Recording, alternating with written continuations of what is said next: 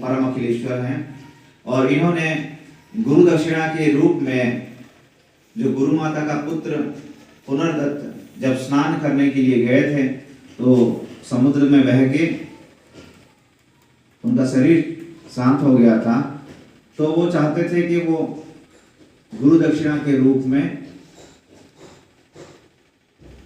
गुरु माता के आदेश अनुसार वो उनको यमलोक संयमनी पुरी से वापस लाते हैं।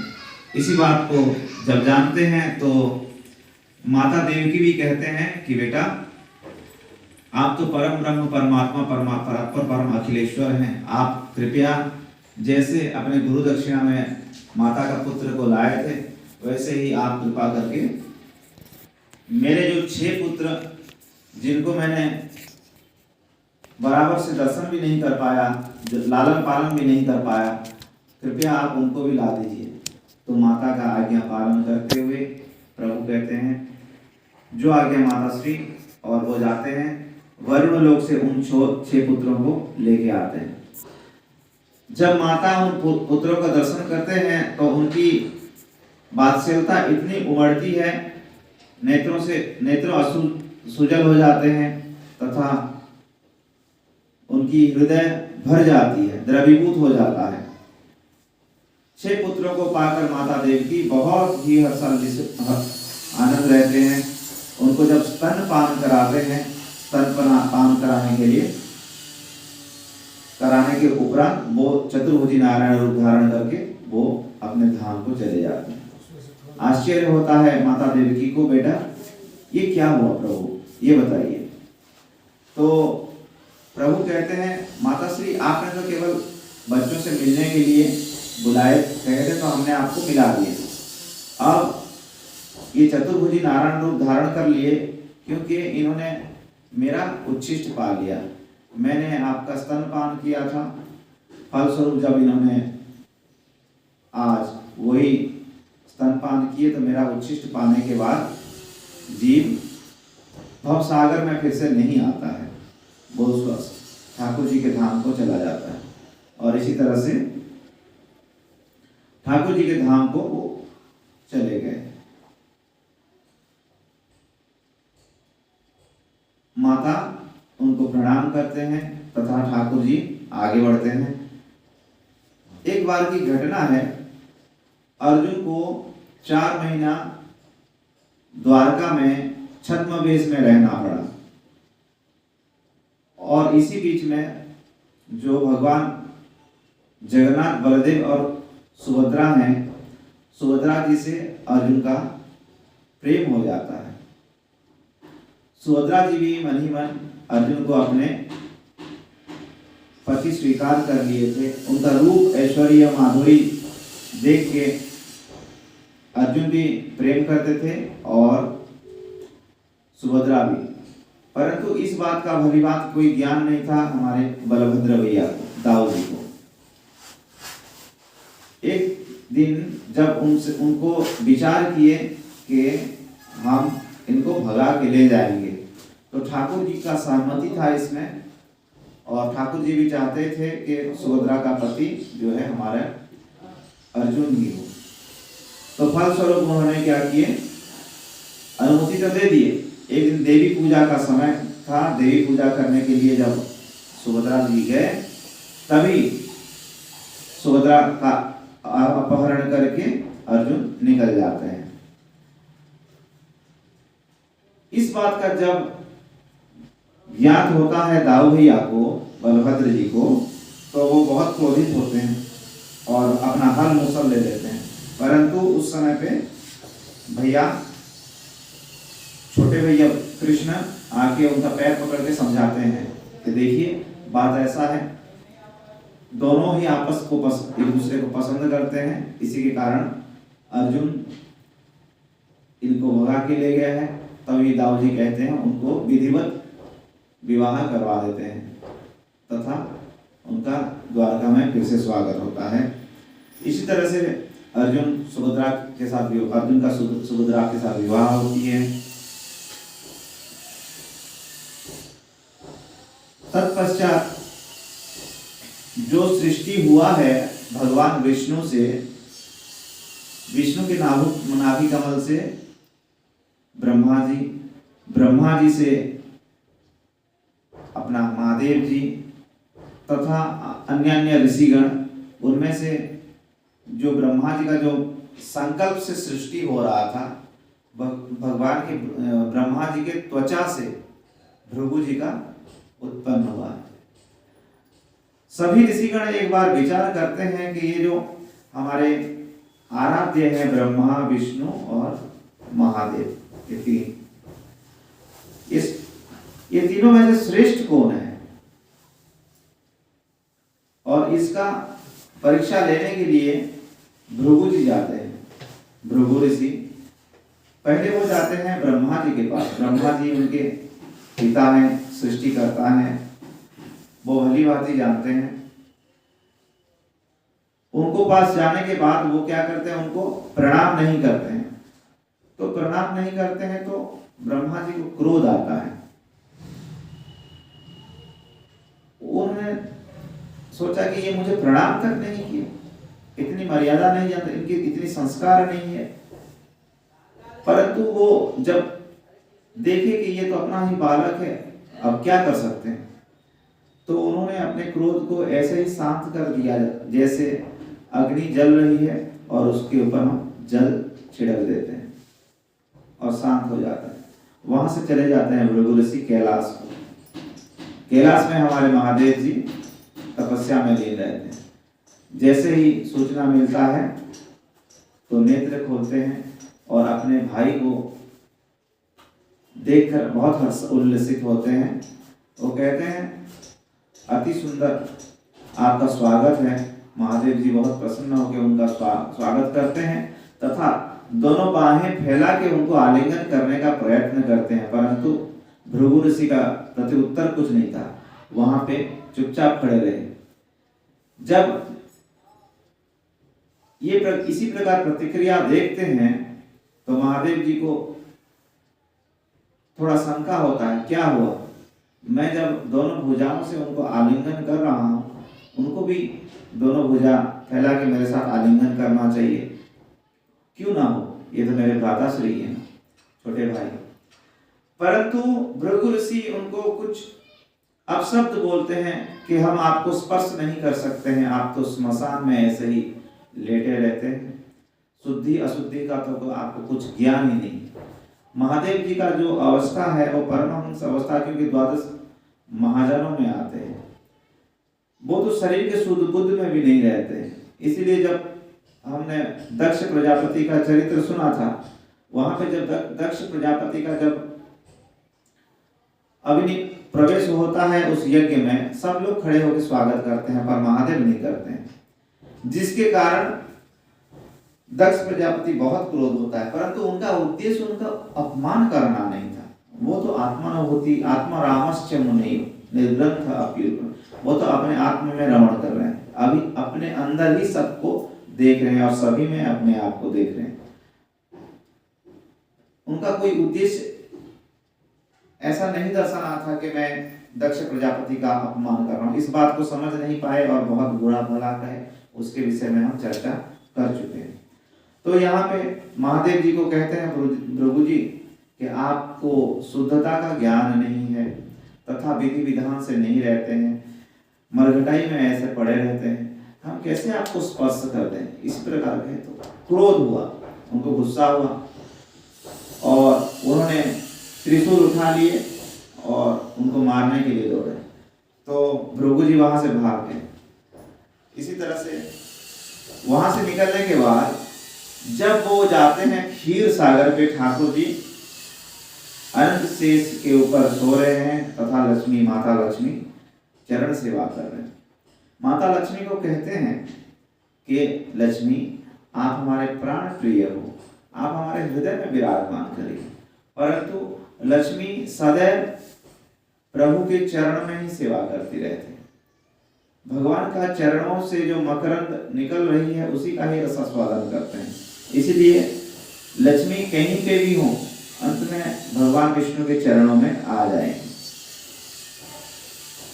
जब भृगु जी वहां पे प्रवेश करते हैं तो किसी से कुछ बात किए नहीं और जाके भगवान विष्णु के छाती पे ही जोर से एक प्रहार करते हैं अपने पैरों से, एक लात मारते हैं। भगवान का योग निद्रा खुल जाता है और तभी उनका स्वागत करते हैं। अरे अरे अरे अरे, मैंने कितना बड़ा गलती कर दिया। ये ब्राह्मण देवता मेरे घर में आए थे और मैं उनका स्वागत अभिनंदन नहीं कर पाया। और देखो तो सही, मेरा हृदय, मेरा जो छाती है वो कितना कठोर है, पत्थर के जैसा, और इनकी नरम नरम चरण है, कोमल चरण है, इनको कितना कष्ट पहुंचा होगा। ऐसे ही कह के उनको अभिनंदन करते हैं। ये सुनते ही भृगु जी का नेत्र से आंसू बहने लगते हैं। वो समझ जाते हैं और ये जो संपूर्ण घटना हुआ था जाके सभी ऋषियों को बता देते हैं। जब भृगु ऋषि लात मारते हैं भगवान विष्णु को, माता वहीं पे उपस्थित थी। माता को बड़ी क्रोध आई, इतना क्रोध आई कि उन्होंने बोले, जाओ, तुम लोगों का अहंकार बहुत बढ़ गया है, तुम्हारे इतना हिम्मत हो गया कि तुम ठाकुर जी को लात मारो, जाओ, मैं अभिशाप दे रहा, तुम दरिद्र हो जाओ। तो तभी दरिद्रता का श्राप लगा था। वो बोले कि हम आपके घर ही नहीं जाएंगे, ब्राह्मणों के घर में। परंतु बाद में जब वही ब्राह्मण देवता रुक्मिणी जी के पत्र लेकर भगवान का आगमन का सूचना देते हैं, माता लक्ष्मी जो रुक्मिणी स्वरूपा हैं अभी यहाँ पे, तो वहाँ पे बहुत प्रसन्न हो जाती हैं और तब आशीर्वाद बरसाती हैं, जाओ ब्राह्मण देवता, आज से फलते फूलते रहो। और इसी प्रकार ठाकुर जी का ये जो ब्रह्मा, विष्णु और महेश, इन तीनों में कौन श्रेष्ठ है, वो सभी ऋषियों को बताते हैं कि ब्रह्मा जी के पास जब गए तो वो क्रोध से भर गए तथा महादेव भी क्रोध में आए। परंतु भगवान विष्णु के पास जब इतना सब कुछ कृत्य करने के बावजूद वो उल्टा ये कह रहे हैं कि हमारे छाती कितना कठोर है, तो तभी सिद्ध हो जाता है कि भगवान विष्णु से बढ़कर कोई नहीं। आराधना सर्वेशा विष्णु आराधना पर तस्मात् परतरम देवी त्वदीयना समक्षर। सभी देवताओं के पूजा से भगवान विष्णु का पूजा श्रेष्ठ है, कह के यहाँ पे बताया जा रहा है। इसी तरह से प्रमाणित हो जाता है भगवान विष्णु की कौन सी स्थिति है। और भृगु जी इस प्रकार परीक्षा लेने के उपरांत सभी ऋषियों को ये घटना बताते हैं। भगवान श्री कृष्ण का लीला के बारे में उसके उपरांत सुखदेव जी वर्णन कर रहे हैं। उस लीला के अंतर्गत भगवान तो परम ही ब्राह्मणों के भक्त हैं और सदैव अपने बच्चों को भी सिखाए थे कि ब्राह्मणों का सम्मान करना चाहिए। कल नृत्य चरित्र में भी बता रहे हैं कि एक गलती से एक अपराध हुआ ब्राह्मण के चरणों में, तो कितना घोर दशा भुगतने को पड़ा। तो ब्राह्मणों तथा साधु संतों के चरणों में जैसे कोई अपराध ना हो, इसका हम लोगों को सदैव सजग रहना चाहिए। बालकों को सिखाए, बालक भी बहुत ही सदाचार थे, परंतु समय जब आता है तो समय के हिसाब से सभी को अपना अपना साधना पड़ता है। घटना कुछ ऐसा थी द्वारकापुरी में, कुछ द्वारका बालक ठाकुर जी के पुत्र पौत्र सब मिलके कुछ हास्य परिहास करते करते उन्होंने एक दिन ऋषियों के साथ मजाक कर दी। मजाक ये था कि जो जाम्बवती का पुत्र शंभ था उसको एक सुंदर सी कन्या बना दिए, और बाकी बालक गए और बोल रहे हैं ऋषियों को कि ऋषि महाराज प्रणाम, ये जो हमारी भाभी जी हैं ये अभी गर्भवती हैं, आप कृपया बता सकते हैं कि इसको लड़का होगा या लड़की होगा।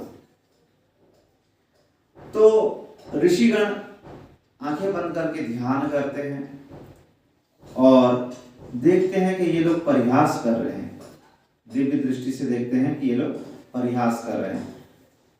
तो तभी समझाते हैं, आप द्वारकाधीश के पुत्र होके, पौत्र होके, जो द्वारकाधीश ब्राह्मणों को इतना सम्मान करते हैं, पूजते हैं, जो द्वारकाधीश वो ब्राह्मणों के इतने परम भक्त हैं, आप ऐसे साधु संतों के साथ परिहास कर रहे हो।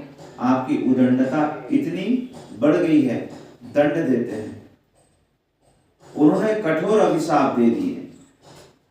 अब ये लड़का होगा या लड़की होगा, इसके गर्भ से वो तो नहीं जानते, लेकिन इसमें से एक मुसल निकलेगा और वही मुसल ही तुम्हारे संपूर्ण यदुवंश को नाश कर देगा।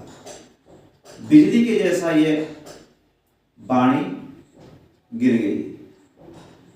जनयिष्यति वो मंदा मूसलम कुलनाशनम। जो मूसल इसमें से निकलेगा वो आपका संपूर्ण कुल को नाश कर। अभी वो मजाक तो कर रहे थे, परंतु ये जैसे अभिशाप लग गया, उन्होंने कभी सोचे नहीं थे इतना बड़ा घटना हो जाएगा। तब उनको पश्चाताप हुआ, गलती हो गई। तो ऋषि वहां से निकल गए, जाके महाराज उग्रसेन को बताते हैं ऐसी ऐसी घटना है, ब्राह्मणों ने ऐसे श्राप दे दिए हैं कि जो मुसल है उसमें से अपना संपूर्ण यदुवंश का नाश हो जाएगा। तो वो देखते हैं, वो उस मुसल को, उग्रसेन जी किसी को कुछ नहीं बताते हैं और उनको आदेश देते हैं, जाओ इसको समुद्र में फेंक दो। तो मुसल को जाके वो लोग क्या करते हैं, वहां पे घिसते हैं, पाउडर बना देते हैं, और जो अवशेष रह जाता है, जो छोटा सा हिस्सा जिसको पकड़ के घिस नहीं पाते हैं, उसको क्या होता है, समुद्र में फेंक देते हैं।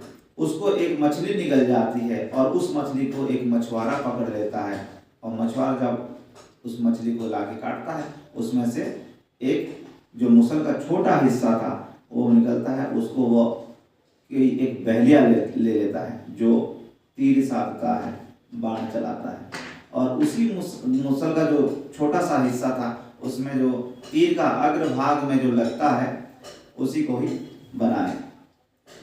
और संयोग, जब समय दशा कुछ सही नहीं चलता है, तब इसी तरह से नहीं होने वाला काम भी हो जाता है। और इसी तरह से अभिशाप जब मिलता है उनको, उग्रसेन के आदेश अनुसार उसको घिस के दे देते हैं। जो घिस के जो पाउडर होता है उसका एरका नाम का घास बन जाता है समुद्र में। इस बात का सभी को पता चल गया कि अभिशाप लग गया है। इधर जब हम एकादश स्कंद में पहुंचते हैं, यहाँ तक हमारा 10वां स्कंद जो पूर्वार्ध और उत्तरार्ध। पूर्वार्ध में हमने सुने ठाकुर जी के बाल्य लीलाएं, और उत्तरार्ध में द्वारकापुरी का, मतलब मथुरा ब्रज का लीला पूर्वार्ध में, उत्तरार्ध में द्वारका का। और अभी हम जो 11वां स्कंद में प्रवेश कर रहे हैं, ये मुक्ति ज्ञान का एक भंडार है। मुक्ति का ग्रंथ भी बताया गया, मुक्ति का पंथ भी बताया गया है। इसमें सभी वर्णाश्रम, धर्म, आश्रम तथा वेद, वेदांत, उपनिषद का जो सार विषय वस्तु को कैसे वर्णित किया जाए तथा जन समाज में कितना सुलभता के साथ प्रस्तुत किया जाए, जन कल्याण हो, इसका सूचना बता रहे हैं।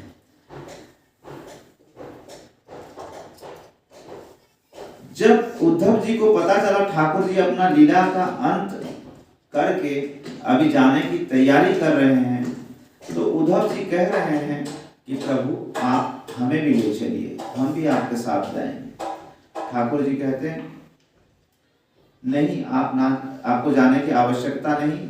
आप अब यहाँ से बद्रीनाथ जाएंगे, बद्रीनाथ में आप रहोगे, क्योंकि मेरे जाने का समय आ गया, समय का फेर, और मेरे जाने के बाद कलयुग, भयंकर कलयुग आ जाएगा। तो आप कलयुग में सन्यासी के रूप में रहेंगे। तो जितने भी सन्यासी हम दर्शन करते हैं, तो उसी में हमको उद्धव जी का स्वरूप भी दर्शन करना चाहिए, क्योंकि ये उद्धव जी जो थे स्वरूप में भगवान के जैसे ही बिल्कुल मित्र थे, और इनको थोड़ा अहंकार भी था कि मैं कृष्ण का सबसे बड़ा भक्त, जो कि गोपियों ने उनकी अहंकार तोड़ दिए थे ब्रज में भेज के। तत्पश्चात शरणागति हो गए थे उन गोपियों। 2 दिन में उन्होंने बोले थे 2 दिन में समझा के आ जाऊंगा, लेकिन 6 महीना रुक गए थे। और उद्धव जब गोपियों की स्थिति सुने तो उन्होंने प्रार्थना भी किए थे कि अगर मैं इस ब्रज में लता पता भी बन जाऊं, तो ये गोपांगनाएं जब हमारे ऊपर से चल के जाएंगे, उनकी चरण रज गिरे, तो मेरा जीवन धन्य हो जाएगा। आसामहो चरण रेणु जुषामहं श्याम वृंदावने किमपि गुल्मलतौषधीना या दुस्तज्यं स्वजन मार्य पथंच हित्वा वेजुर्मुकुंद पदवी श्रुतिभीर निवृत्ति। अगर लता पता भी अगर मैं बन जाऊं, आशा महो है, मैं आशा ऐसे करता हूं, आशा महो चरण रेणु जुषामहं श्याम वृंदावने किमपि गुल्मलतौषधीना या दुस्तज्यं स्वजनमार्य पथंच हित्वा वेजुर्मुकुंद पदवी श्रुतिभीर्निवृत्य। ये ब्रज में अगर मैं लता पता बन जाऊंगी, तो अवश्य ही यहाँ पे खेलते कूदते कोई ना कोई लीला करते हुए गोपांगनाएं आएंगी, और इनके चरणों से वही गोपांगनाएं जो कोई पढ़ी लिखी नहीं है, परंतु मैं बृहस्पति का शिष्य होने के उपरांत मुझे थोड़ा अहंकार था कि मैं बहुत कुछ जानता हूँ, मैं कृष्ण का सबसे प्रिय भक्त हूँ, सबसे बड़ा भक्त हूँ। शायद ठाकुर जी मुझे इसीलिए भेजे कि मेरा अहंकार टूट जाए, और अच्छा है कि मुझे यहाँ पे भेज के, क्योंकि अगर मैं यहाँ तक नहीं आता तो मैं कभी उस दिव्य प्रेम को नहीं समझ पाता, जिस प्रेम के आगे ठाकुर जी भी झुक गए और कह रहे हैं कि हे गोपियां, जब तक आप लोग मुझे माफ नहीं करोगे, मैं खुद को कभी माफ नहीं कर पाऊंगा। तो उद्धव जी को कहते हैं आपको कहीं जाने की अभी आवश्यकता नहीं है, आप यहीं पे रहेंगे, सन्यासी के रूप में रहेंगे। तो उद्धव जी उनसे पूछते हैं सन्यास का धर्म क्या होता है। जैसे हमको मनुष्य मिल गया शरीर, तो मनुष्य का धर्म क्या होता है। तो सन्यास का धर्म बताते हुए ठाकुर जी यहाँ पे दत्तात्रेय महाराज जी का जो 24 गुरु बनाए उसी का वर्णन करते हैं। 24 गुरुओं के नाम भी यहाँ पे बताए हैं ठाकुर जी। ये जो 5 तत्व है, पृथ्वी जल वायु आकाश तथा चंद्रमा सूर्य कबूतर वेश्या कन्याएं बालक अजगर सर्प, मधुमक्खी के छत्ते से मधु निकालने वाला मधु, मकड़ी भृंगी कीड़ा कुदर पक्षी, पृथ्वी वायु आकाश अप अग्निश्वर चंद्रमा कपोत अजगरः सिंधु पतंगो मधु कीड़ गुंज। इसी तरह से उन्होंने 24 गुरु जो बनाए, संपूर्ण 24 गुरु के वर्णन बताते हैं और एक एक करके व्याख्या करते हैं कि मतलब किससे क्या सीखे थे। वो जो अवधूत के रूप में भ्रमण कर रहे थे, ययाति महाराज जब भ्रमण कर रहे थे उनका दर्शन हुआ था उन्हीं अवधूत का। देखे कि आप तो ना कोई किसी के पास भिक्षा करने जाते हैं, ना किसी का उपेक्षा है आपके पास, स्वयं आकाश वृत्ति में रहते हैं, तो आप इतना हृष्ट पृष्ट मस्त इतना कैसे रहते हैं। इतना तो कोई संसारी व्यक्ति जिसके पास सब कुछ है, हम राजा महाराजा होने के बावजूद भी नहीं रह पा रहे हैं। तभी वो बताते हैं कि मैं अपने जीवन में 24 गुरु बना रखा हूं। तो परीक्षित महाराज जी, गुरु तो एक, परीक्षित महाराज पूछ रहे हैं सुखदेव गोस्वामी जी को, गुरु तो एक ही होते हैं ना, तो 24 गुरु कैसे? तो बता रहे हैं कि आप दीक्षा गुरु एक बना सकते हो, परंतु शिक्षा, जहां से हम शिक्षा लेते हैं 24, आप हजारों गुरु भी बना सकते हो। आप कहीं से भी शिक्षा लो, वो जो शिक्षा आपके जीवन में उतर जाता है वो आपका शिक्षा होगा। परंतु दीक्षा, दीक्षा मतलब क्या? दिव्य ज्ञान ददाति इति दीक्षा, जो दिव्य ज्ञान से आपके हृदय में संचार कर देते हैं तथा पुनः जन्म देते हैं। एक तो माता के गर्भ से एक जन्म लेते हैं, और जब हमारे सद्गुरुदेव दीक्षा देते हैं तब हमारा दिव्य जन्म होता है। फिर हमारा गोत्र भी बदल जाता है, जो घर का जो कर्मी नाम होता है वो भी बदलता है। और इस तरह से वो बता रहे हैं कि मैंने 24 गुरु को बनाया, 24 चीजों को अपना गुरु बनाया। क्या? ये जो 5 तत्व है, वायु, अग्नि, जल, नभ, पृथ्वी, ये वायु देखिए कहीं का अवरोध नहीं करता। वायु से हमने ये सीखा, ये शरीर जो चल रहा है, ये प्राण को चलाने के लिए श्वास की जरूरत है। जितना श्वास चाहिए उतना लेने के बाद वो रुक जाता है।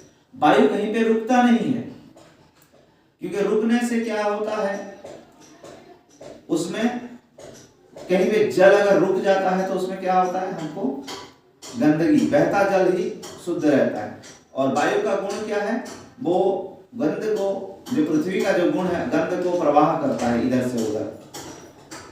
तो निर्मल होकर रहने के लिए मैंने सीखा, तथा संतुष्ट आकाश से अपना हृदय को विशाल करने के लिए जल से निर्मलता सीखे हमने, और अग्नि से पवित्रता सीखे, वायु से, पृथ्वी से हमने गंध का प्रवाह करना सीखा। चंद्रमा घटता बढ़ता रहता है, परंतु चंद्रमा में कोई भेद नहीं आती है। चंद्रमा अपने स्वरूप में स्थित रहते हैं, चाहे वो पूर्णिमा का हो या अमावस्या, चंद्रमा अपने स्थिति में रहे। इसी तरह से सन्यासी को कभी भी कोई 2 शब्द गाली दे दे अथवा कोई स्तुति भी कर दे, कभी उसमें विचलित नहीं होना चाहिए। वो तो आता जाता रहेगा। भगवान कह रहे हैं, मात्र स्पर्शास्तु कौन्तेय शीतोष्ण सुख दुखदा आगमा पायिनो अनित्यतां तितिक्षव भारत। ये जो सुख दुख है वो तो आता और जाता रहेगा। जैसे अभी सर्दी का मौसम चल रहा है, फिर गर्मी आ जाएगा, फिर बरसात आ जाएगा। इससे जो धीर पुरुष है, जो दिव्य पुरुष है, उसको विचलित नहीं होकर अपना जो कार्य, जो लक्ष्य है, लक्ष्य को साधते रहना चाहिए। अजगर से हमने क्या सीखे? अजगर को भी गुरु बना लिए। दत्तात्रेय महाराज कह रहे हैं कि अजगर कभी कहते हैं ना, अजगर करे ना चाकरी और पंछी करे ना काम, दास मलुक कह ले सबके दाता। अजगर अनायास वृत्ति से जो कुछ मिल जाता है स्वाभाविक रूप से, उसी का गुजारा बसर करके वो अपना जीविका निर्वाह करता है। तो उससे मैंने ये सीखा कि अनायास स्वयं ठाकुर जी आकाश वृत्ति से अगर कुछ दे देते हैं तो मैं उसको पाके संतोष रूपी जो धन है उसी से मैं अपना काम चलाता हूँ। समुद्र से मैंने उदारता मैंने सीखा, विशाल होने के लिए सीखा, शांत होना सीखा। समुद्र में कितने नदियां आके समा जाती हैं, लेकिन समुद्र कभी भी अपनी सीमा तथा मर्यादा को उल्लंघन नहीं करते हैं। तो इसी तरह से जो भी कुछ आ जाए, मान आ जाए, अपमान आ जाए, यश आ जाए, अपयश आ जाए, वो सब मैं अपने में समाहित कर देता हूँ। पतंग से भी हमने सीखा, पतंग जो कीड़े मकोड़े होते हैं वो क्या करते हैं, रात को जब कहीं पे भी रोशनी जलती है तो अपने जो नेत्र रूपी जो चक्षु इंद्रियां हैं उसके ऊपर जो संतुलन नहीं होने के कारण वो जाके वो आग में जल के मर जाते हैं। तो अपनी इंद्रियों के संयम करते हुए इन नेत्रों को भी हमने शिथिल करने के लिए सीखा, क्योंकि दूसरे की हम धन संपत्ति इत्यादि देख के अपने मन को विचलित कर देंगे, मन को स्थिर नहीं रखेंगे, तो फलस्वरूप क्या होगा, हम वही विषय भोग में फंस जाएंगे और हम संन्यास स्थिति से भी हम गिर सकते हैं। इसीलिए ये पतंगा ने मुझे यही सिखाया। तथा एक कुरर पक्षी था, कुरर पक्षी से हमने क्या सीखा? कुरर जो पक्षी था, एक दिन क्या हुआ, वो उड़ के जा रहा है, उसके मुंह में एक मांस का टुकड़ा है। वो मांस का टुकड़ा जब तक उसके मुंह में है, उससे भी जो बलवान पक्षियां हैं उसको डरा रहे हैं और कह रहे हैं कि ये आप हमको दे दो, नहीं तो हम आपको मार डालेंगे। एक नहीं, हजारों पक्षी उसके पीछे लग गए। तो जब तक उसके मुंह में वो था तब तक उसके पीछे लगे थे, उसने उसको छोड़ दिया, छोड़ते ही सब चले गए। तो इसी तरह से जब तक हमारे हृदय में संसार से मान सम्मान, यश अपयश, प्रतिष्ठा इत्यादि इत्यादि पाने की चाह भरा रहेगा, तब तक हमारे पीछे ये जो बलवान इंद्रियां जो हैं वो हमारे पीछे लगे रहेंगे और हमको भगाते रहेंगे। जबकि हमको ठाकुर जी हमको एक जगह पे बैठ के ही हम एक जगह पे साधेंगे तो हम ठाकुर जी सब जाएंगे। तो इसी कुरर पक्षी से हमने सीखा। हरिण से भी हमने कुछ सीखा। हरिण क्या करती है? जब जंगल में भटकती है, वो जो बहेलिया होता है वो एक मधुर ध्वनि सुनाता है और उसको सुनते सुनते वो कब विमोहित हो जाता है पता नहीं चलता है और वो पकड़ में आ जाता है। तो सन्यासी को कभी विषय सुख देने वाला भजन कोई कीर्तन नहीं सुनना चाहिए जो विषयों को उत्तेजित करे। उससे क्या होगा? सन्यास धर्म का पतन होने की संभावना रहती है। तदुपरांत मैंने गज, हाथी से भी कुछ सीखा। हाथी के बारे में कह रहे हैं, हाथी चर्म सुख का स्पर्श पाने के लिए वो हंसनी का एक पुतला बना दी जाती है और उसको खाई में गिरा देते हैं और वो मर जाता है, पकड़ में आ जाता है। तो सन्यासी को कभी तो कोई लकड़ी का स्त्री का पुतला भी हो तो उसको पांव से भी स्पर्श नहीं करना चाहिए। ये सन्यास धर्म होता है। और इसी तरह से कठोर सन्यास धर्म के बारे में वो बता रहे हैं कि इसी तरह से अगर कोई रहे तो सन्यास धर्म का पालन कर सकते हैं। सन्यासी तथा साधु संत महंतों को कभी मंडली नहीं बनाना चाहिए।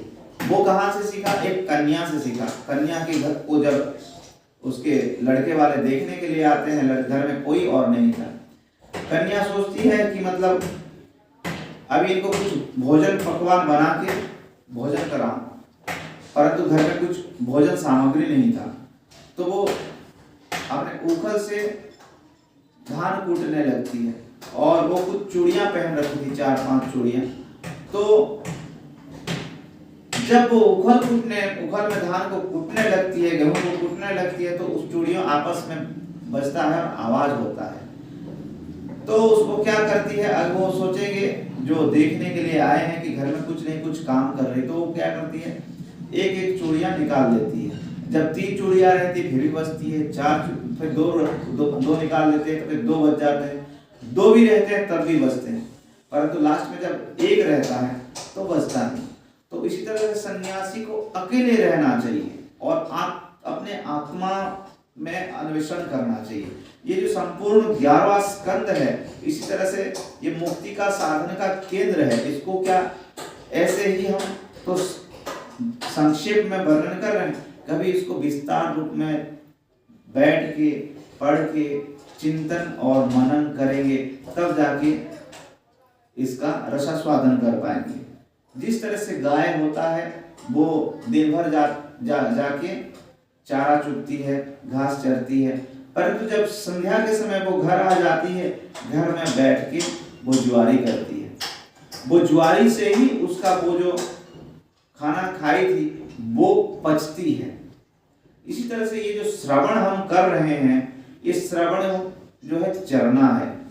जब इसको हम बैठ के एकांत में चिंतन मनन अध्ययन करेंगे तब इसके बाद महापुरुषों ने इसमें क्या क्या वाणी दिए हैं उसको हम वास्तविक रूप में समझने की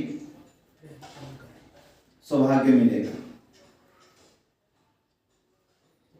क्या कुछ कह रहे? आपने कुछ कहा? मैंने कुछ नहीं कहा। और इसी तरह से उन्होंने बालक को भी गुरु बनाए। बालक, जो छोटा सा बालक होता है ना, उसको कोई राग द्वेष है, ना कोई लाभ सम्मान, ना मान अपमान। उसको कोई एक थप्पड़ मारता है और फिर उसके बाद कोई टॉफी दे दे तो वो खुश हो जाता है। इसी तरह से सन्यासी को भी एक छोटा सा बालक जैसा रहना चाहिए। कभी कभी हम भिक्षा करने के लिए जाते हैं तो कोई कह देता है, अरे जवान हो, थोड़ा मेहनत कर लेते, अपना जवानी को बेकार जा रही है, मेहनत करके खाना चाहिए। तो ये संसार के चक्र में जीव फंस जाता है तो निज को कर्ता मान लेता है और निज खुद का पुरुषार्थ करता है। पुरुषार्थ क्या, किसको पुरुषार्थ मानता है? वो दिन भर मेहनत करेगा, मेहनत तो करना आवश्यक है, परंतु किसके लिए करना है वो नहीं जानता है, और वो खुद के लिए, खुद को कर्ता मान के कर रहा है। इसी कर्तापन का, अभिमान का जो गठरी बांध रहा है वो आगे चल के बहुत बड़ा जड़ बन जाता है। उस गठरी को खोल पाना बहुत ही मुश्किल होता है। तो शुरू से ही अगर हम को कर्म तो करना है, परंतु किसके लिए कर्म करना है ये जानकर अगर कर्म करें तो वो गठरी बंधेगा नहीं तथा उसका प्रतिक्रिया भी नहीं होगा। यज्ञार्थात् कर्मणो अन्यत्र लोको अयं कर्म बंधन।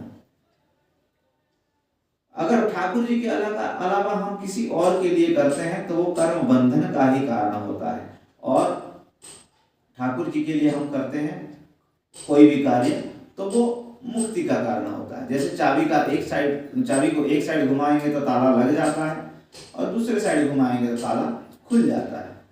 वही एक ही कार्य है, वही मन है, सूक्ष्म खेल है मन का। खटवांग ऋषि को जब राजा को पता चल गया तो 2 सेकंड में सब छोड़ छाड़ के, लेकिन उन्होंने पहले से ही तैयारी कर रखे थे। और वो बालक के जैसा हमको अबोध हो जाना है। अबोध जब हो जाएंगे तब ही ठाकुर जी हमको हमारा उंगली पकड़ के चलेंगे। जब तक हमारे अंदर प्रबोध है, हम खुद को कर्ता मानेंगे, तब तक वो आएंगे ही नहीं। क्योंकि हम वहां पे देख रहे हैं ठाकुर जी कई जगह पे, जब तक भीम भैया संपूर्ण शरणागति नहीं हुए कि मैं नहीं हरा पाऊंगा जरासंध को, मैं बिल्कुल हार गया, तब जाके बताते हैं भीम भैया ऐसा करो, तब जाके आप ये कर पाओ। बालक से एक पिंगला नाम का वेश्या थी, उसी से भी कुछ सीखे। क्या सीखे? वो वेश्या जो थी वो सज धज के रात्रि के समय वो अपने घर के सामने खड़ी हो जाती थी ताकि कोई एक धनी मानी व्यक्ति आए, मुझे उपभोग करे और बहुत सारा धन दे के जाए। परंतु रात का 3 प्रहर बीत जाता है, कोई नहीं आता है। अंत में वो ऐसे खुद को ग्लानि अनुभूति करता है, इतना जो उत्साह पूर्वक मैं अपने कार्य को कर रहा हूं, उतना उत्साह अगर मैं ठाकुर जी को देता तो आज शायद ठाकुर जी मिल जाते। तुलसीदास जी का ऐसे ही जीवन चरित्र में ऐसे ही कुछ देखने को मिलता है। जब उनके पत्नी डांटते हैं, इतना अगर आप अभिनिवेश ठाकुर जी को हो तो ठाकुर जी मिल जाते। इसी बात को वो ब्रह्म वाक्य मान के अपने पत्नी को गुरु बनाते हैं और वो आज हमारे लिए रामायण लिख के जाते हैं। केवल नाम के बदौलत हो गए भव से पार लेकर नाम। तुलसीदास जी मतलब उनका सब कुछ पहले से ही तैयार था। जैसे यहाँ पे सब पहले से तैयार रहता है, घी भी रेडी रहता है, बाती भी रेडी रहता है, दिया भी रेडी रहता है। परंतु जिसके जीवन में कुछ नहीं रहता है पहले का, खाली सूखा सूखा रहता है और ना तो कुछ था ना कुछ होगा, बस घर में झगड़ा हुआ, इसी के कारण वो चले आए और मरकट वैराग्य दिखाते हैं। यहाँ पे मरकट वैराग्य मतलब तो बंदरों के जैसा वैराग्य दिखाते हैं, जो बाहर से तो स्वरूप सन्यासी का करेंगे परंतु अंदर से सब भोग। इसीलिए भगवान कह रहे हैं कर्मेंद्रियाणि संयम्यो यास्ते मनसा स्मरन् इंद्रियार्थान् विमूढ़ात्मा मिथ्याचार स उच्यते। कर्म इंद्रियों को तो 5 कर्मेंद्रियों को तो आपने संयम में रख दिया, अपने आंख, कान, हाथ, जीवा इत्यादि इत्यादि, परंतु मन मन ही मन आप भोग रहे हो, दृष्टि से भोग रहे हो, तो उसको क्या कह रहे हैं ठाकुर जी? मिथ्याचार स उच्यते। वो कौन है? वो और कोई नहीं, खुद को धोखा देने वाला है। तो ऐसे लोगों को मिथ्याचार कह दिया गया है। कर्मेंद्रियाणि संयम्य ये आस्ते मनसा स्मरण इंद्रियार्थान विमूढ़ात्मा मिथ्याचार स उच्यते। और इसी तरह से सन्यासी को बाह्य सूची नहीं, अंदर से भी सूची रहना चाहिए था। अंदर से भी सन्यास का ये धर्म बनता है कि संपूर्ण मन से ही त्याग कर दो और संपूर्ण मन को अभिनिवेश करो। मधुमक्खी से भी हमने सीखा, कुछ भंवरों से भी सीखा, कुछ हमने वो कीड़े से सीखा, मकड़ी से। मकड़ी क्या करता है? दिन भर जाल बुनेगा और अंत में वो समेट लेगा और फिर दूसरे जगह। तो ठाकुर जी यहाँ पे ये यति महाराज के माध्यम से ये अवधूत उपाख्यान जो बता रहे हैं, सभी ये जो 24 गुरु बनाए, भृंगी जो कीड़ा होता है वो क्या करता है? वो कमल के फूल में घुस जाएगा और रस आस्वादन का इतना उसको लालसा रहता है कि उसमें रस पीते पीते जो भृंगी कीड़ा लकड़ी को छेद कर देता है वो कमल के पुष्प में फंस जाता है। अब संध्या होता है, जब कमल का पुष्प बंद हो जाता है तो उसमें अपने दम घुटते हुए अपना जीवन त्याग कर देता है। भृंगी कीड़ा से ये सीखे। तथा मधुमक्खी क्या करते हैं? हर जगह से अपना शहद इकट्ठा करते हैं, हर फूलों से। इसी तरह से सन्यासी साधु संतों को ये चाहिए कि कोई भी ग्रंथ हो, जहां से भी आपको ज्ञान मिल रहा है उसको ग्रहण कर लेना चाहिए, संग्रह कर लेना चाहिए। क्योंकि ज्ञान कहीं से भी मिले, ज्ञान तो एक ऐसा विषय वस्तु है जो कि आपको आपका अंधकार को दूर करता है और आलोक प्रकाशित करता है। और ये कहां से लेना चाहिए? तद विज्ञानार्थम सगुरु एवं विगच्छेत् समित पाणी श्रोत्रिय ब्रह्मनिष्ठ। एक ब्रह्मनिष्ठ गुरु के पास जाकर श्रद्धा पूर्वक तद्विधि प्रणिपातेन होकर, तब जब हम विनय पूर्वक हमारे सेवा से प्रसन्न हो जाएंगे तो स्वयं उनके हृदय में जितने भी ज्ञान है सब हमारे हृदय में संचारित कर देंगे। ये तो हमारी योग्यता होना चाहिए उस समय। 24 गुरुओं से उन्होंने ऐसे ही ये ज्ञान सीखते हैं और भगवान का थोड़ा नाम संकीर्तन करते हैं, क्योंकि थके हुए रहते हैं तो थोड़ा नींद आ ही जाता है ठाकुर जी। तो 2 मिनट नाम संकीर्तन करते हैं। नाम संकीर्तन इसी तरह से 24 गुरुओं का अवधूत उपाख्यान के द्वारा ठाकुर जी उद्धव को बताते हैं। तत्पश्चात बद्ध मुक्त और बद्ध जीव, मुक्त और बद्ध जीव के बारे में बताते हैं। उसके ऊपर जाएंगे थोड़ा ठाकुर जी का नाम संकीर्तन। हरे कृष्णा कृष्णा कृष्णा हरे हरे हरे राम राम राम हरे हरे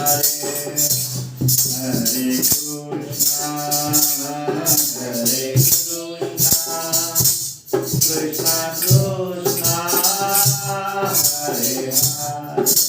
ये जो हमको कथा में जो नींद आती है ना, ये इसलिए आता है क्योंकि जैसे हम जन्म जन्म बहुत पाप किए हुए हैं। जब हम गंगा स्नान करने के लिए जाते हैं तो पाप रूपी अपने जो अंदर बैठा हुआ है वो भी रोने लगता है। अब क्यों तुमने इतने बड़े मुश्किल से इतना पाप एकत्रित किए हो, इसको धो दोगे? ये तो ये कथा रूपी जो सरिता है, तो इसमें भी क्या करता है, वो माया आ जाती है। माया का काम रहता है, वो आके आपको इतने सुंदर नींद देते। हमारे एक प्रभु जी रहते थे, कथा प्रारंभ होते ही उनको इतना तेजी से नींद आए, कथा खत्म होते ही गायब हो जाता होते। ये माया का प्रभाव है। ऐसे ये होता है, लेकिन हमको थोड़ा सहनता पूर्वक रहेंगे तो एक संत के बारे में ऐसे बताते हैं कि संत को बहुत नींद आता था, तो उन्होंने क्या किए, वो गए और तालाब के ऊपर एक पेड़ था, उसी पे बैठ गए और ध्यान में बैठे। ध्यान में जब बैठे, जब नींद आता था तो वो गिर जाते थे और उनका नींद भाग जाता। ऐसे कई बार हुआ तो क्या हुआ, उसका नींद भाग गया। निद्रा देवी स्वयं प्रकट हुए और बोलते हैं मैं हार गया आपके सामने, और निद्रा देवी स्वयं चले गए। तो इसी तरह से कोई बात नहीं, आप कथा में बैठे हैं, कहीं ना कहीं से आपका कल्याण हो ही रहा है, इसमें कोई संशय नहीं है। और बद्ध जीव तथा मुक्त जीव और भक्त जनों के लक्षण के बारे में बताते हैं। संपूर्ण जो सन्यासी का सन्यास धर्म होता है, वो उद्धव जी को जब देने के बाद बोलते हैं उद्धव जी आप जाके मेरा चरण पादुका ले लेना, उसको आप बद्रीनाथ में स्थापना करना है, आप वहां पे विराजमान हो जाएंगे। तो उद्धव जी वही किए, वहां उनकी लीला के उपरांत वो बद्रीनाथ ही जा रहे थे, जब रास्ते में विदुर जी मिल गए थे। विदुर जी को बोलते हैं कि मैत्रेय जी के पास जाइए, मैत्रेय जी आपको संपूर्ण बता देंगे। और नर नारायण भगवान आज भी बद्रीनाथ में उद्धव जी के साथ विराजमान है। बोलो नर नारायण भगवान की जय। आज भी जब दीपावली के बाद बद्रीनाथ में वहां पे बंद हो जाता है, नारद जी आज 6 महीना वहां का सेवा करते हैं, पुजारी सेवा, और 6 महीना मनुष्य लोग। और हमारे जो आचार्य लोग हैं, उन्होंने व्यवस्था हमारा इतना सुंदर बना दिए हैं कि पूर्व पश्चिम उत्तर दक्षिण तथा जो कुंभ मेला वगैरह भी जो होता है, वो हमारे आचार्यगण इतना सुंदर तरीके से बना दिए हैं कि आपस में सब मिलजुल के रहें। बद्रीनाथ में जाते हैं दक्षिण से भारत, जो साउथ के जो पुजारी हैं वो जाते हैं नॉर्थ में, और जो कुंभ मेला होती है, क्योंकि साधु संतों का जो निवास स्थान होता है वो ज्यादातर गुफाओं में होता है और वो ज्यादा बाहर नहीं निकलेंगे। जैसे यहाँ पे अवधूत उपाख्यान में हम सुने कि मछली से भी हम कुछ सीखे, क्या मछली थोड़ा सा मांस का टुकड़ा के पीछे भागता है और कांटे में फंस जाता है, अपने जीवा की रसना की इंद्रियों को जो कंट्रोल नहीं कर पाते हैं, इसी तरह से उनका भी दुर्दशा होता है और मछुआरा उसको पकड़ लेता है। और साधु संतों हमारे जो भारत भूमि है, ये भारत भूमि कर्म भूमि है, दूसरे जगह पे आपको नहीं मिलेगा। जब 9 खंड बना दी गई, इसमें से जो अजनाब खंड हुआ वही भारतवर्ष हुआ।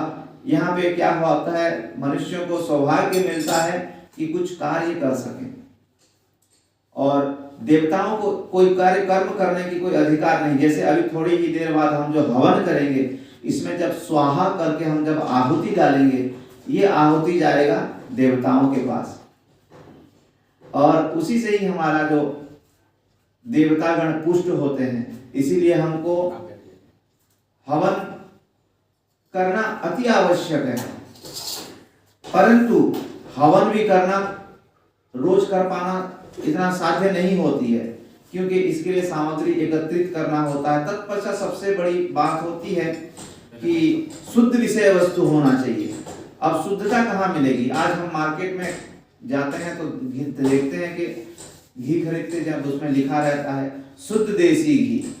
शुद्ध देसी घी लिख रहा है, इसका मतलब क्या, कहीं पे अशुद्ध भी मिल रहा है। तो सब शुद्ध सामग्री होना चाहिए, तथा ब्राह्मण यजमान भी हमको शुद्ध मिलना चाहिए। आजकल शुद्ध मिलना बड़ा ही दिक्कत है,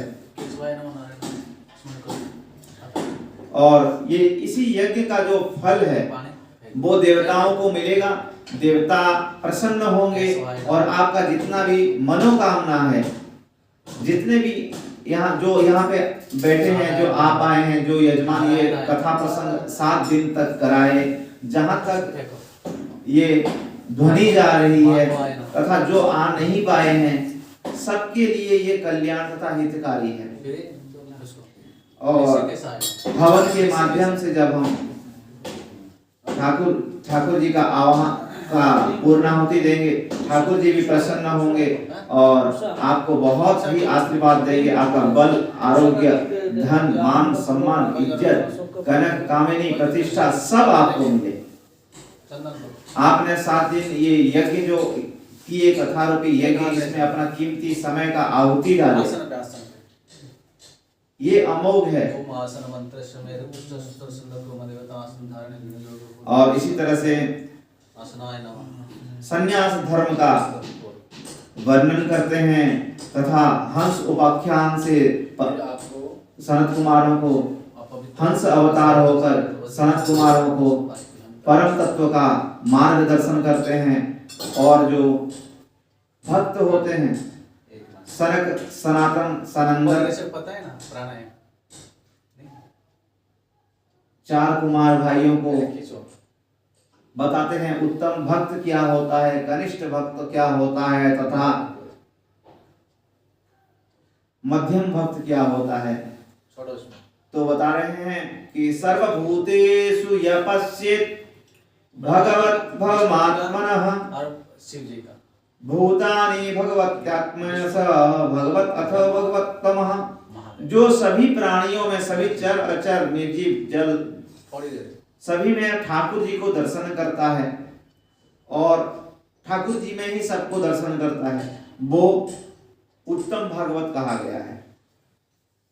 ये उत्तम भागवत के हृदय में ठाकुर जी अवरुद्ध हो जाते हैं, अवरुद्ध हो जाते हैं, वो निकल ही नहीं पाते, निकलना चाहें तब भी निकल नहीं पाते हैं। इनको उत्तम भागवत कहा जाता है। ये हर जगह पे भगवान का दर्शन करते हैं, ठाकुर जी का दर्शन करते हैं और ठाकुर जी में ही सभी का।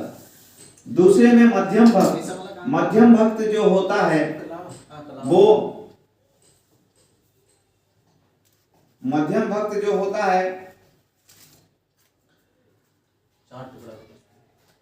वो भगवान को देखता है और भक्तों में भगवान को देखता है। परंतु जो कनिष्ठ भक्त होता है वो क्या करता है, केवल भगवान में ही, केवल अर्चा विग्रह में ही भगवान को दर्शन करता है। अर्चयाम एव हरे यः पूज्यम श्रद्धये हते न तद भक्तेषु च अन्येषु स भक्त प्राकृत। ये कनिष्ठ भक्त का ही लक्षण होता है कि खाली अर्चा विग्रह में ही मूर्तिमान स्वरूप देखता है और बाकी लोगों को साधारण व्यक्ति। परंतु मध्यम व्यक्ति क्या देखता है, मध्यम कोटि के जो भक्त होते हैं वो देखते हैं इसमें भी भगवान है तथा ये जो भक्त गण जा रहे हैं ये भी भगवान के अंश विशेष है। भगवान स्वयं कह रहे हैं, क्या कह रहे हैं, मामेवंसो जीवलोके जीवभूता सनातना मनः षष्ठानि इंद्रियाणि प्रकृति स्थानि कर्षति शरीरं यद् अवाप्नोति यच्चापि उत्क्रामतीश्वरा गृहीति त्वानि संयाति वायुर्गन्धानि वासय मामे वंशो जीवलोक। इसको तुलसीदास जी क्या कह रहे हैं, ईश्वर अंश जीव अविनाशी सहज सकल भवराशि। ईश्वर के अंश हैं, मामे वंश जीवलोक, मेरे ही अंश हैं ये जीव। मामे वंश जीवलोक, जीवभूत सनातन, और सब कुछ ये जितने भी ये भूत है, भूत गण हैं, मतलब सभी जीवात्मा जो है मुझसे ही उत्पन्न हो, चर हो अचर हो। ये हमको कभी नहीं सोचना चाहिए कि ये अचर प्राणी है, इन पर्वतों का भी प्राण होता है। यहाँ तक कि हम भगवान श्री राम जी के चरित्र में हमने देखे कि जब अहल्या जी को अभिशाप देते हैं गौतम ऋषि, उनको एक शिला बना देते हैं। वो शिला जो है उनमें शब्द स्पर्श रूप रस गंध सबको आस्वादन करने के लिए भी उनके पास अनुभूति होती है। जब ठंडी होती है तो उनको महसूस होता है ठंडा हो रही है, गर्मी होती है तो गर्मी भी कहीं महसूस होती है। तो सभी जगह पे ठाकुर जी विराजमान हैं, कण कण में, रोम रोम में राम है। और भगवान का जो दृश्य है सीताराम जी का, हनुमान जी अपना सीना फाड़ के भी दिखा दिया। एक ब्राह्मण का बालक गिर जाएगा द्वारका में जब उसकी पत्नी का गर्भपात होता था, जैसे ही धरती को स्पर्श करता था तो वो मर जाता था। तो कई बार ऐसे यही दुर्घटना हुआ तो ब्राह्मण देवता क्या करते हैं, द्वारकाधीश के पास जाते हैं और खरी खोटी सुनाते हैं, मैं आज तक कोई पाप नहीं किया हूँ, कोई अधर्म नहीं किया हूँ, मेरा जो ब्रह्मत्व है वो पवित्र है, परंतु मेरा ये जो पुत्र उत्पन्न होते ही जैसे ही पृथ्वी को स्पर्श कर रहा है उसकी अकाल मृत्यु हो जा रही है। इसका दोष केवल यहाँ के राजा धीराज जो द्वारकाधीश हैं उनकी जो अधर्मता के कारण ही मेरे साथ ये अनिष्ट हो रहा है, ऐसा कह के बहुत रोते हैं। तभी मेरा इतने सारे बच्चे जो हैं वो नष्ट हो जा रहे हैं। सभा में दाऊ जी भी बैठे थे, प्रद्युम्न जी भी बैठे थे तथा भगवान के परम मित्र अर्जुन भी बैठे थे। अर्जुन कहते हैं कि ब्राह्मण देवता आप चिंता ना करिए, आपके बालकों को हम रक्षा करेंगे। जो कोई भी शक्ति आपका बालकों को नष्ट कर रहा है उनका हम वध कर देंगे। तब कह रहे हैं कि यहाँ पे बड़े बड़े प्रतापी राजाधिराज द्वारकाधीश तथा बलराम जी बैठे हुए हैं, वो तो कुछ नहीं कह रहे हैं, परंतु तुम क्या कर लोगे। तभी अर्जुन अपना क्षत्रियता दिखाते हुए कह रहे हैं कि ना हम शंकर शरणो ब्रह्मन न कृष्ण कास्निरेव च अहम वा अर्जुनो नामा गांडीवम यस्य वेद। ब्राह्मण देवता हमको कृष्ण मत समझो, ना बलराम ना प्रद्युम्न, मैं हूं गांडीवधारी अर्जुन। इस गांडी से जब तीर निकलता है तब तीनों लोग कांप जाते हैं। आपका जो समस्या है उसका समाधान हम करेंगे, आप निसंशय होके रहिए। अर्जुन अपने तीर से ही एक उस ब्राह्मण देवता जो था उसके घर को चारों ओर से रक्षा करने के लिए एक बंधन बनाते हैं। उसमें इतना सुरक्षा दी जाती है कि कोई परिंदा भी पर नहीं मार सकता बगैर ठाकुर जी की इजाजत। ब्राह्मण देवता थोड़ा सोचते हैं चलो इस बार देख लेते हैं क्या होता है। फिर उसी तरह से प्रसव पीड़ा होता है और एक नया शिशु का उत्पन्न होता है। शिशु जैसे ही भूमि को स्पर्श करता है तुरंत वो ही पुनः पूर्व बार की पहले के जैसा उत्तम गति हो जाता है। ये बात को देख के ब्राह्मण देवता नाराज हो जाते हैं, कहते हैं और कहते हैं कि प्रभु आपने तो रक्षा नहीं कर पाए, परंतु बहुत बड़े बड़े डींगे हाँक रहे थे। तभी वो अपना रथ उठाकर संयमनीपुरी जाते हैं यमलोक, वहां पे ढूंढते हैं उस बालक को, मिलता नहीं है। वरुण लोग जाते हैं, सभी जगह ढूंढते हैं, कहीं पे भी नहीं मिलते हैं। तो अर्जुन हार जाते, भगवान के सामने कहते हैं मैं हार गया, मैं वचन दिया था ब्राह्मण को उसका अगर बालक का रक्षा नहीं कर पाऊंगा तो प्राण। वो तलवार निकाल लेते हैं और अपना गर्दन काटने के लिए तैयार हो जाते हैं। तब भगवान कहते हैं रुको अर्जुन, भगवान का जो प्रतिज्ञा है वो कभी विफल नहीं होता है। यहाँ पे भी देखिए जब तक सरेंडर नहीं हुए अर्जुन तब तक उन्होंने कुछ रास्ता नहीं बताया। उन्होंने अपने घोड़े से को जोते रथ पे और चलते हैं। बहुत ज्यादा भड़क। एक ऐसी जगह जहां पे घनघोर अंधकार था, जहां पे घोड़े भी आगे देख नहीं पा रहे थे, भटकने लगे, और ठाकुर जी ऐसे जगह एक लेके जाते हैं जहां पे उस ब्राह्मण बालक को रखा गया था। वहां पे जाके ठाकुर जी जब जाते हैं तो वो जो बहुत ज्यादा मृत बालक वहां पे पड़ा था, बहुत ज्यादा हो गया था।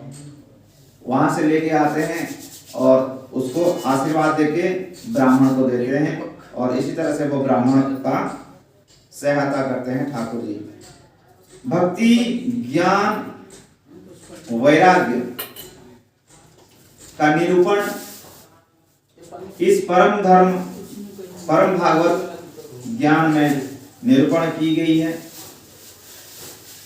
सभी वर्णाश्रम धर्म और आश्रम, वर्णाश्रम धर्म क्या है? सबसे पहले ब्रह्मा जी ने क्या रचा? एक वेद रचा।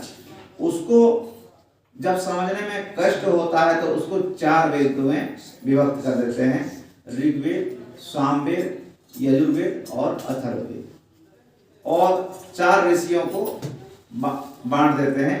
उन्होंने इसका कंठस्थ धारण करके फिर उसको प्रचार करते हैं। जब चारों वेद संपूर्ण पढ़ने में लोगों को दिक्कत हुआ, तब पंचम वेद उन्होंने निकाले महाभारत के रूप में, तथा 18 पुराण, उपनिषद सब ग्रंथ रचना कर दिए, और फिर भी वेदव्यास जी का मन असंतोष था। तो ये श्रीमद् भागवत का रचना करते हैं। संपूर्ण भागवत का जो 10 लक्षण हमने बताए थे उसी का वर्णन होता है। और भागवत का जो परम धर्म क्या है? निर्मत्सराणाम सता वेद्यम वास्तवम अत्र वस्तु शिवदम। ये क्या है? शिवदम मतलब परम मंगलमय ग्रंथ है, इसमें कोई संशय भी नहीं है। और ये क्या है? एक फल है। सुखदेव जी का मुंह से लगने के कारण ये और भी स्वादिष्ट हो गया। इसको निगम कल्पतरोर गलितम फलम कहा गया है। निगम वेद सभी वेद, ये वेद जो आया है, ये वेद का जो फल आया है, ये कहीं पे फूटा हुआ नहीं है। ये पीढ़ी, ये गुरु शिष्य परंपरा से आने के कारण ये हमारे परीक्षित महाराज जी के पास आया, और परीक्षित महाराज ने हमारे जैसे बद्ध जीवों का कल्याण के लिए गंगा तट में अनशन लेकर सुखदेव गोस्वामी के मुखारविंद से हम लोगों को ये सब ज्ञान पहुंचाए। ये श्रीमद् भागवत का ज्ञान सबसे पहले भगवान विष्णु ने ब्रह्मा को दिए, ब्रह्मा जी ने नारद को दिए, नारद जी ने वेदव्यास जी को देते हैं, और वेदव्यास जी से हमारे श्रील सुखदेव गोस्वामी, और सुखदेव गोस्वामी हमारे जो 7 दिन में जो मरणशील तक्षक नाग डसने वाला था, हमारे परीक्षित महाराज जी को ये ज्ञान देते हैं। क्योंकि उनको श्राप लगा था श्रृंगी ऋषि का, इति लंघितम मर्यादा, जो मर्यादा को उल्लंघन किया है उसको तक्षक आके 7 दिन में डस ले। तो वर्णाश्रम धर्म जो है 4 वर्ण, 4 आश्रम, ब्रह्मचारी, गृहस्थ, वानप्रस्थ और संन्यास। जो आदर्श गृहस्थ होता है, इन नियमों का पालन करते हुए अंत में संन्यास स्थिति को जाता है। संन्यास को कैसे रहना चाहिए, संन्यास का जीवन कितना कठोरदायक होता है, उसको भी बताते हैं। सन्यासी को किसी से कोई उपेक्षा नहीं रखना चाहिए, जो भी आकाश वृत्ति से मिल जाए वो अवधूत उपाख्यान में जो बता रहे हैं सन्यासी का धर्म, वो हमने अभी श्रवण किए। और जो आश्रम है, जो वर्ण है, 4 वर्ण क्या है? ब्राह्मण, क्षत्रिय, वैश्य और शूद्र। ब्राह्मण को हमारे जो वर्णाश्रम धर्म में सर माना गया है, क्षत्रिय को भुजाएं, वैश्य को उदर तथा शूद्र को चरण।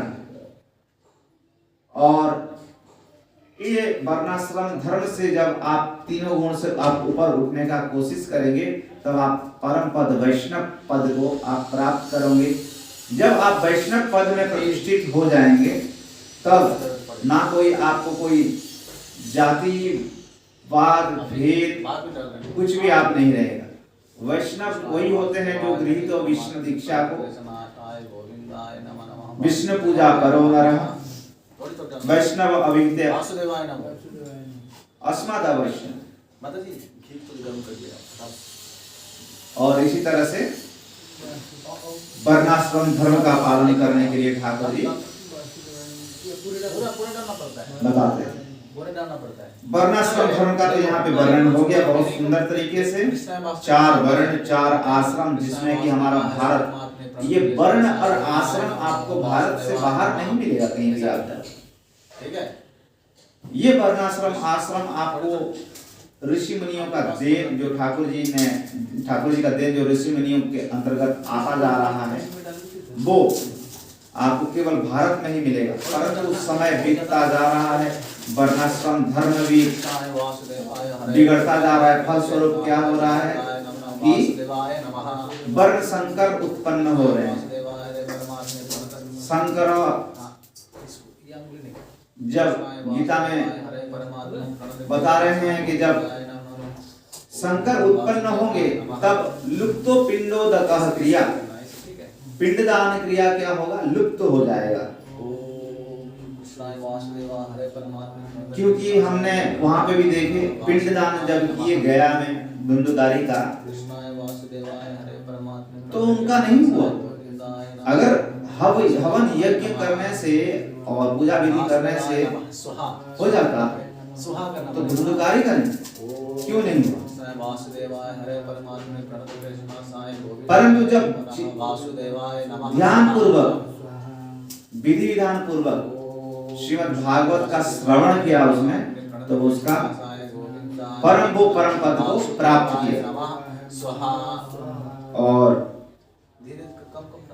हम लोगों को भी इसका जुआरी करना चाहिए। हमने श्रवण तो किए आज, कुछ ना कुछ तो 7 दिन में हमने कुछ सीखे होंगे, तो इसका जब तक हम जुआरी नहीं करेंगे हम उस चीज को समझ नहीं पाएंगे, अपना हृदय में हृदयंगम नहीं कर पाएंगे।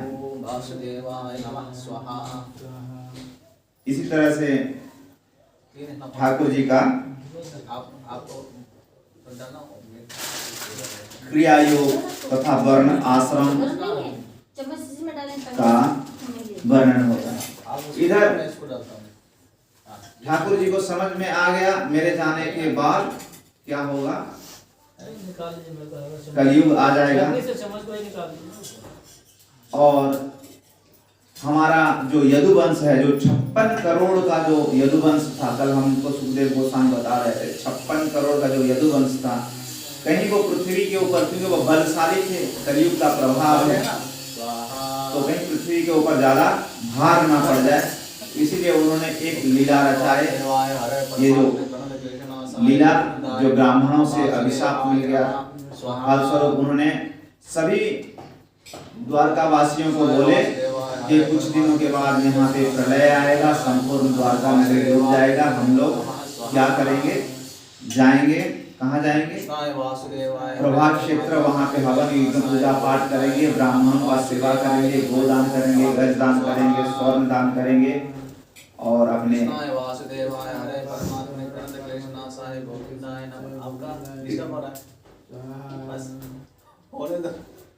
आप अपना करिए, हम हमारा कर रहे हैं। और ठाकुर जी ने इसी तरह से अपना सबको बोलते हैं द्वारका वासियों तुम लोग चले जाओ, अर्जुन को बोलते हैं तुम इन सब लोगों को लेके हस्तिनापुर चले जाना, दिल्ली में चले जाना। तो अर्जुन उनका आज्ञा पाकर हस्तिनापुर आते। जो घटना हमने सुने थे, दूसरे दिन जो अपशकुन दिखाई देता है ओम वासुदेवाय युधिष्ठिर महाराज बहुत ही शोकाकुल वासुदेवाय होते नमः हैं।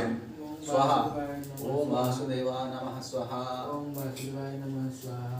अर्जुन सभी द्वारकावासियों को लेकर ओम नमः वासुदेवाय अपने साथ आ ही रहे थे। ठाकुर जी उधर ओम कृष्णाय नमः उधर प्रभास क्षेत्र चले जाते हैं।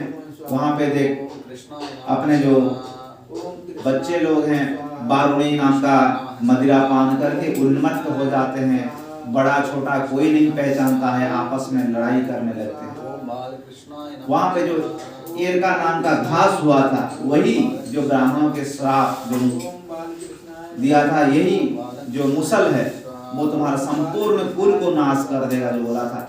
वो ब्राह्मणों का वाक्य कभी गलत नहीं हो सकता। भगवान का जो भी नाम याद आता ना उसका और इसी तरह से वहां पे ठाकुर जी का सभी पुत्र पौत्र गण आपस में लड़ाई करते हैं। नशे में उन्मत्त होकर वो एरका नाम का घास जो था उसको उखाड़ते हैं और एक दूसरे को प्रहार करते हैं। वो एक गदा का स्वरूप धारण कर लिया था एरका नाम का घास, और उसी से चोट खाकर एक दूसरे का प्राण ले लेते हैं। दाऊजी समझाने की कोशिश करते हैं परंतु दाऊजी के ऊपर भी आक्रमण करते हैं। दाऊजी सोचते हैं कि ये पागल हो गए हैं नशे में, यहाँ इनको समझा के कोई लाभ नहीं है। दाऊजी तब क्या करते हैं, दाऊजी तब क्या करते हैं, प्रभास क्षेत्र में एकांत में जाके समाधि में चले जाते हैं और अपने स्वरूप में अनंत शेष हो जाते हैं। इधर जब ठाकुर जी को पता चलता है कि दाऊजी अपने लीला निपटाकर वो चले गए हैं, तब कृष्ण क्या करते हैं, वहां पे एक बट वृक्ष के नीचे बैठ जाते हैं, अपना पैर के ऊपर पैर, अपना पैर को ऊपर पैर लगाकर, और बड़ा ही वो सब चिंतन कर रहे होते हैं। भगवान का जो कोमल चरण है वो अपने घुटनों के ऊपर रखे रहते हैं और चतुर्भुजी नारायण रूप धारण करके वो सब चिंता नहीं कर रहे। तभी एक बहेलिया दूर से देखता है, ये वही बहेलिया था जो कौन सी मंत्र बोलते हो? कान्हा जी का मंत्र याद है? बाली पुत्र अंगद और हनुमान ओम हनुमत बाली का पुत्र अंगद। हनुमान जी का हनुमान क्या दे दो कुछ राधे राधे। ज्यादा हो गया ना। हाँ वो फटेगा।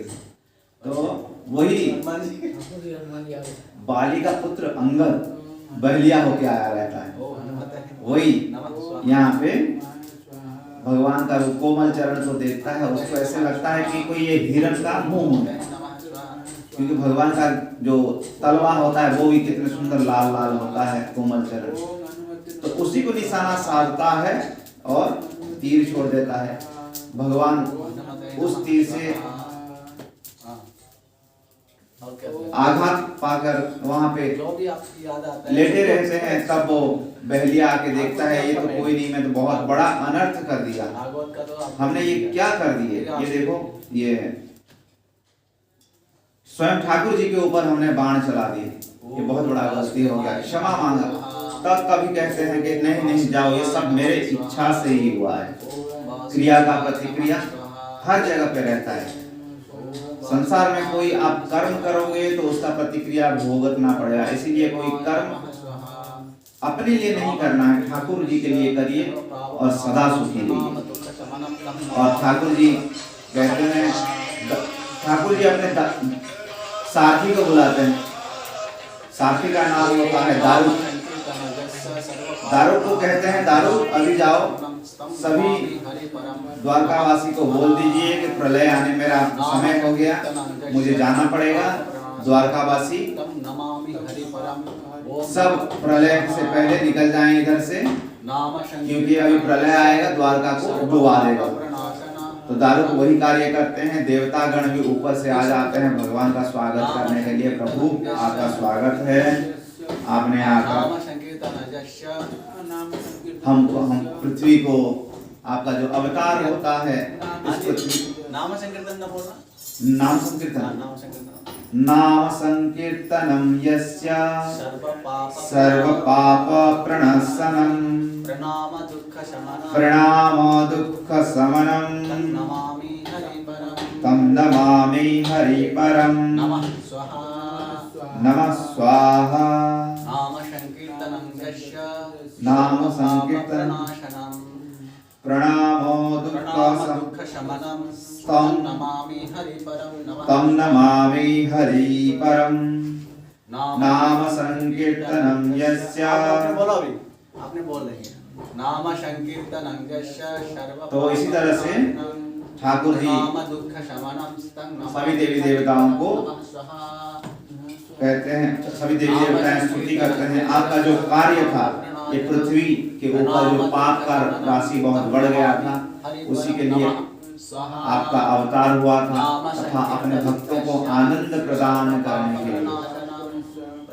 आनंद तो वो अभी जब जहाँ पे जा रहे हैं वहीं पे ही ये सब लीला हो रही है जो हम 7 दिन में सुन रहे हैं। ये लीला नित्य निरंतर चल रही है हर ब्रह्मांड में, क्योंकि क्षीर सागर में जो लेटे हुए हैं ठाकुर जी महाविष्णु, उनके सांस से ब्रह्मांड निकल रही है और प्रश्वास से अंदर प्रवेश कर रही है। तो ये लीला हर जगह पे हो रही है, हर ब्रह्मांड पे हो रही है, जो हमने इन दिनों में श्रवण किया। मार्कंडेय ऋषि कहते हैं प्रलय के समय हम आपका स्वरूप देखना चाहते हैं, तभी ठाकुर जी उनको दिव्य दृष्टि देते हैं, दिव्य ज्ञान देते हैं और आप प्रलय करिए। जब ध्यान में मार्कंडेय ऋषि को बैठ जाते हैं तो वो देखते हैं तो उनके चारों ओर समंदर ही समंदर, पानी ही पानी है, प्रलय चल रहा है। उस प्रलय में बड़े बड़े सांप, अजगर, घड़ियाल सब आके उनके आसपास में घूम रहे हैं तथा दूर देख रहे हैं कि एक अश्वत्थ वृक्ष का पत्र में भगवान श्री कृष्ण का जो बाल गोपाल स्वरूप है अपने अंगूठा को, पैरों का अंगूठा को चूसते हुए तैरते आ रहे हैं। तो इसी तरह से मार्कंडेय ऋषि को भगवान ने प्रलय का विस्तार दर्शन कराते हैं। और आज का जो ये भागवत सत्र का जो 7वां दिवस था, मार्कंडेय ऋषि को जो प्रलय का दर्शन कराना तथा श्रीमद् भागवत की संक्षिप्त विषय सूची में यही आएगा जो हम वाङ्मय स्वरूपा कह रहे हैं। श्रीमद् भागवत क्या कह रहे हैं? श्रीमद् भागवत को और कोई नहीं, वाङ्मय स्वरूपा। क्यों कह रहे हैं? क्योंकि जब देवतागण ठाकुर जी को स्वागत करते हैं तब वहां से एक बहुत जैसे बड़ा एक विस्फोट होता है तो एक ज्योति निकलती है। स्वाहा स्वाहा पत्नी ना अग्निदेव का, हाँ अग्निदेव की पत्नी का नाम है स्वाहा। श्राद्ध देव की पत्नी का नाम है श्रद्धा। जहाँ श्रद्धा होगा वहाँ पे श्राद्ध होगा। तो जब देवतागण स्तुति करने लगते हैं भगवान वहाँ पे अपना जो अंत लीला है वो करते हैं।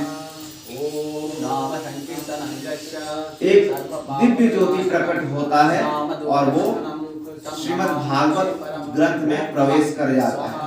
और इसी तरह से ये जो संपूर्ण भागवत है ये हमारे भगवान से और कोई दूसरा भिन्न नहीं है।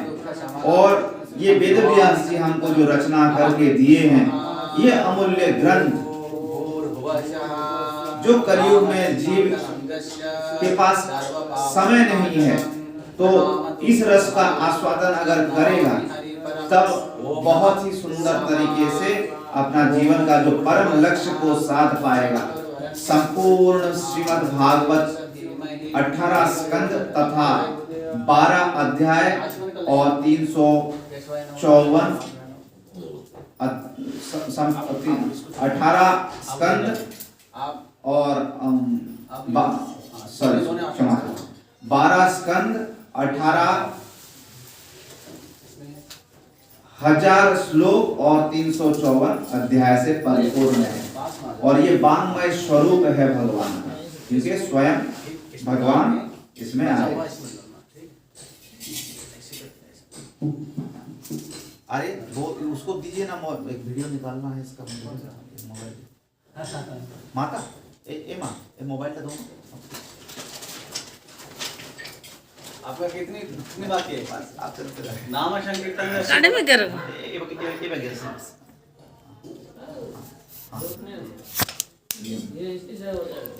आपण भी योग्य रेडी बसो वीडियो बने।